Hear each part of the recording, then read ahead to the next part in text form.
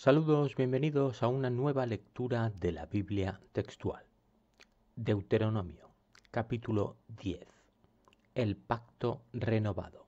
Un título idéntico al de un capítulo que ya leímos en el Éxodo. Veamos si se refiere a la misma renovación o esta es otra más. En aquel tiempo me dijo Yahvé: lábrate 2 tablas de piedra como las primeras, y sube a mí al monte y hazte un arca de madera. Si Yahvé le dijo a él, quiere decir que se lo dijo a Moisés, a nadie más. Por lo tanto, el autor continúa pretendiendo que le tratemos como al original, a Charlton Heston. Esto cada vez resulta más difícil para cualquiera. Además, debemos tener en cuenta que no tiene ningún reparo en tergiversar las palabras originales de Dios Todopoderoso. No. Dios no le dice sube al monte y hazte un arca. Será allí en el monte donde recibirá las instrucciones de cómo hacerla exactamente. Y yo escribiré sobre esas tablas las palabras que había sobre las primeras tablas que quebraste y las pondrás en el arca. El gran misterio del contenido del arca no era tan difícil de adivinar, no hacía falta ser Indiana Jones. El propio nombre nos lo indica, el arca del pacto, eso es lo que hay en su interior, las leyes dictadas y escritas directamente por Dios, un hecho indiscutible para los creyentes que debe implicar, según lo escrito, que aquel que se atreva a modificarlas será automáticamente cortado de su pueblo. Entonces hice un arca de madera de acacia. Labré 2 tablas de piedra como las primeras y subí al monte con las 2 tablas en mi mano. Rotundamente no. Cualquiera que leyera o escuchase esto tenía la obligación por mandato divino de llevar al autor de este libro en presencia de Yahvé. Esto no tiene otro calificativo que pecado, según lo escrito por el Moisés original en el Éxodo y fácilmente comprobable por todo el mundo, y creo que da igual la versión de la Biblia que leamos. Este suceso de la construcción del arca queda perfectamente descrito. Como además podemos llegar a pensar que a Dios se le ha escapado el detalle de que sea en la segunda subida al monte Sinaí que deba llevar Moisés el arca con él. Puede ser además que al tratarse de un Dios todopoderoso le otorgue la fuerza necesaria para transportar él solo, o a lo más, con la ayuda de Josué, un objeto tan pesado que requiera de 4 portadores, como hemos leído ya en libros anteriores. En cada lectura de este Deuteronomio sumamos tantas incoherencias que los esfuerzos de Moisés en la conducción de este pueblo de Israel empiezan a aparecer un chiste con los que nos supone a nosotros para continuar leyendo este texto vergonzante. Él escribió sobre las tablas conforme a la primera escritura los 10 mandamientos que Yahvé os había hablado en el monte de en medio del fuego el día de la asamblea, y Yahvé me las entregó. Por torpe que sea el autor de este Deuteronomio, tiene bien aprendido que todo lo que escriba debe ser tratado como palabra directa de Dios. Solo así el texto quedará blindado a cualquier modificación posterior por algún hombre. Esto podemos comprobar aquí mismo que no es para nada efectivo. Él mismo, el autor, presuntamente Josué, es la mejor prueba de ello. Luego volví, bajé del monte y puse las tablas en el arca que había hecho, y allí están, como me ordenó Yahvé. Que allí están, seguramente. Que las puso cuando bajó, no, porque el arca todavía no existía. Porque es justo en esos textos que él bajó donde venía la descripción de cómo debía construirse. Es imposible construir algo antes de saber cómo hacerlo. Después los hijos de Israel partieron desde Beerot Benei Jaacán hacia Moser, y allí murió Aarón, y allí fue sepultado. Y Eleazar su hijo fue constituido sumo sacerdote en lugar suyo. Con este hemos conocido ya 3 nombres distintos al lugar donde fue sepultado Aarón. No sabemos si el mismo lugar cuenta con estas 3 denominaciones o si cada posible autor de cada texto leído lo localiza en un lugar distinto. En realidad, ni nos interesa ni nos importa. De allí partieron a Gudgod, y de Gudgod a Jotbat, tierra de torrentes de aguas. Pues es la primera noticia que tenemos de que pasan por un lugar llamado Gudgot y otro llamado Jotbat, lo mismo que con el sepulcro de Aarón. No sabemos si son denominaciones distintas para lugares ya conocidos o si aquí cada autor se inventa su propia ruta. En aquel tiempo Yahvé separó la tribu de Leví para transportar el arca del pacto de Yahvé, a fin de que estuviera en presencia de Yahvé para ministrarle y bendecir en su nombre hasta este día. Que la tribu de Leví o una parte de ella es la encargada de transportar el arca es cierto según lo leído. Lo que ya no es tan exacto es que fuera entonces, no.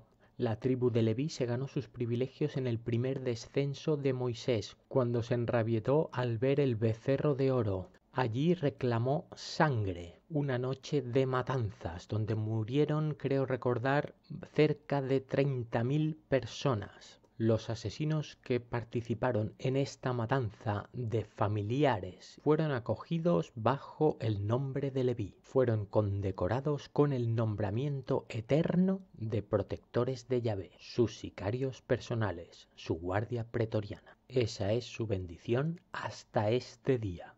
Por lo cual Leví no tuvo porción ni herencia con sus hermanos. Yahvé es su herencia, como Yahvé tu Dios le había hablado. Esto, aunque pueda parecer una renuncia a cambio del privilegio de convertirse en la mano ejecutora de Yahvé, no es así. En Números leímos que la tribu de Leví tendría concesiones en todos y cada uno de los territorios otorgados a las 12 tribus de Israel.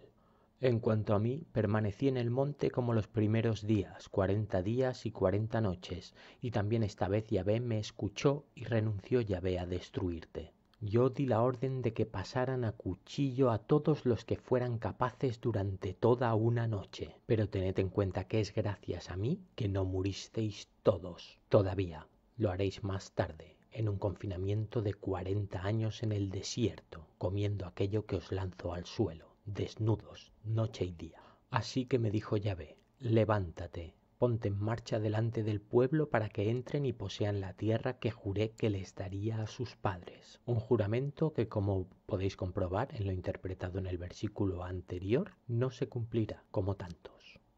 Lo que Dios exige. Y ahora, Israel, ¿qué te pide Yahvé tu Dios sino que temas a Yahvé tu Dios, que andes en todos sus caminos y que lo ames, y sirvas a Yahvé tu Dios con todo tu corazón y con toda tu alma? Veamos, pueblo de Israel, no es tan complicado. ¿Qué os pido a cambio de no mataros a todos? Que seáis corderos para mí. Obediencia incuestionable, que no se contradiga ninguno de mis deseos. Guardando los mandamientos de Yahvé y sus estatutos que te prescribo hoy para provecho tuyo, que obedezcas todo esto que he escrito por tu bien, el bien de no morir. He aquí de Yahvé tu Dios son los cielos y los cielos de los cielos, la tierra y cuanto hay en ella. Allá donde vayas deberás obedecer. Todo es mío. Yo soy el más poderoso de todos los dioses, el gran creador. Si tienes alguna duda de que esto es así, aquí está escrito, en este libro que yo mismo escribí. Solamente de tus padres se agradó Yahvé para amarlos y escogió a su posteridad después de ellos, a vosotros, de entre todos los pueblos, como veis en este día. Este versículo, según el texto, según la fe a este Dios único, no puede inducir a ningún error en su interpretación. Yahvé, Dios Padre de las 3 religiones más seguidas del momento, solo es Dios de un único pueblo, de los descendientes directos de Jacob. Ellos son los elegidos. A los demás solo nos reserva un futuro, aniquilación. Circuncidad, pues, el prepucio de vuestro corazón, y no endurezcáis más vuestra cerviz. La circuncisión en este caso es un poco metafórica, porque se refiere al corazón. Cortad cualquier sentimiento. Obedeced sin cuestionaros nada más. Yo ordeno, vosotros ejecutáis. Porque Yahvé vuestro Dios es Dios de dioses y Señor de señores, Dios grande, poderoso y terrible, que no hace favoritismo ni admite soborno. Esto no es una opinión, es su autorretrato. Él pretende ser único. Él está orgulloso de ser poderoso y terrible, que hace justicia al huérfano y a la viuda y ama al extranjero, dándole pan y vestido. Esta justicia es, como ya leímos en su momento, un acto interesado. Yahvé, Moisés, Faraón tiene la necesidad de sumar efectivos. A su vez, tiene la necesidad de que éstos se comporten fielmente. Aunque el castigo más recurrido sea la muerte, nunca despreciará la ocasión de sumar. Da igual de dónde provengan, siempre que cumplan sus mandamientos. Amaréis pues al extranjero, porque extranjeros fuisteis vosotros en la tierra de Egipto. Este argumento ya lo hemos analizado en ocasiones anteriores, llegando a la conclusión de que el objetivo de Yahvé no es acoger, sino sumar efectivos, vengan de donde vengan. Temerás a Yahvé tu Dios, a él servirás, a él te enfrentarás, y solamente por su nombre jurarás. Tu vida, tus actos serán al servicio completo de Yahvé. Él es el objeto de tu alabanza, Él es tu Dios, que ha hecho contigo estas grandezas y las cosas portentosas que han visto tus ojos. He perdido la cuenta de las veces que he repetido ya solo en este libro desde que empezamos, 10 capítulos. No, los ojos a los que Él se dirige ahora mismo ya no son los que vieron ninguna grandeza. Todos murieron en el Sinaí, 600.000. Con 70 personas tus padres descendieron a Egipto, pero ahora Yahvé tu Dios te ha hecho como las estrellas del cielo en multitud.